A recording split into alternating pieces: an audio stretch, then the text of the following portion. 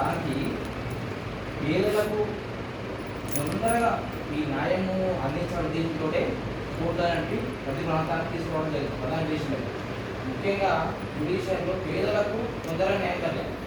అది జరిగితేనే ఈ ప్రయాసం నిలబడ్డాడు.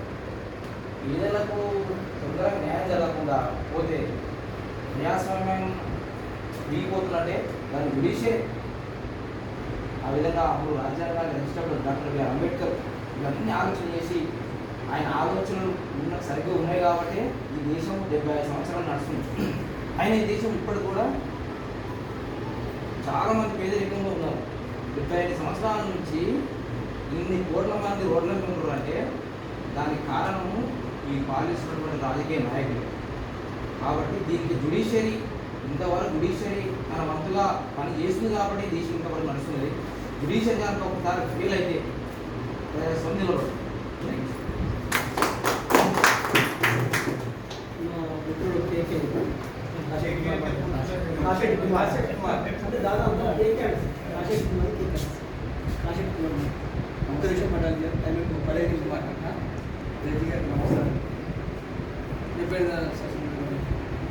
అందరూ మంచుకున్నారని కోరుకున్న రోజు ఈరోజు ప్రతి ఒక్కరు ఎన్నో కష్టాలు పడి ఎంతోమంది దాన్ని త్యాగాలు చేస్తేనే ఇది వచ్చింది. దీన్ని కాపాడుకునేందుకు మనం ముందుకెళ్ళాలి. అలా అంబేద్కర్ గారు కూడా అన్నారు, ఒక అడ్వకేటు ప్రజలకు న్యాయం చేయొచ్చు, ప్రధానమంత్రి రాష్ట్రపతిని కూడా మనం చేసే అధికారం ప్రజలకు ఉంటుంది. ఇదొక్కటి ప్రజాస్వామ్యం బాగా మాట్లాడు. ప్రజాస్వామ్యము చాలా బీదలు వస్తారు మన దగ్గరికి వచ్చి నాకు ఇది కావాలంటారు. చాలామంది నేనైతే ఇంతవరకు ఇవ్వడానికి ఫీజు తీసుకోలేదు. నేనే ఏది ఎంత చాలామంది బీదలకు అది గోశాలకు ఇస్తాను. ఇది దయచేసి మన అడ్వకేట్లు అందరూ కూడా బీదోళ్ళను పీడించకుండా వాళ్ళకు సరైన న్యాయం చేయాలని నేను కోరుకుంటున్నాను.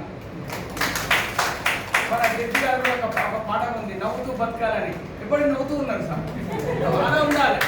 అందరూ నవ్వుతూ అందరికీ ప్రజలకు కూడా మనం ఇలా ఉండాలి అలా ఉండాలని చేస్తేనే ఆ రోజే మనం అందరం హ్యాపీగా ఉంటాం.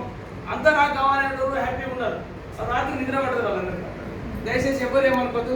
అడ్వకేట్లు అందరికీ చెప్తున్నాను, ఏమన్నా ఇట్లా మాట్లాడిన అట్లా మాట్లాడి అనుకోకూడదు మీరు. ఎందుకంటే నేను చిన్నప్పటి కష్టపడి ఈ స్థాయికి వచ్చింది కాబట్టి చెప్తున్నాను అందరికీ. వీధులకు తిరిగి చేద్దాం, డబ్బులు తీసుకుని క్యాడ్ కేసు దానికి ఇస్తే వీధులు వాళ్ళు వస్తారు ఇట్లా పట్టుకొని. ఏం లేదు, వాళ్ళకి భోజనం పెట్టి నేను ఫ్రీగా పంపిస్తున్నాను. అంటే అవన్నీ ఇప్పుడు నేను ఏం మాట్లాడాలి నాకు చాలా మంది మన గురించి వేరే వాళ్ళు చెప్పుకోవాలి, మనం చెప్పుకుంటే బాగుండదు. జై హింద్, భారత్ మాతాకి, భారత్ మాతాకి జై.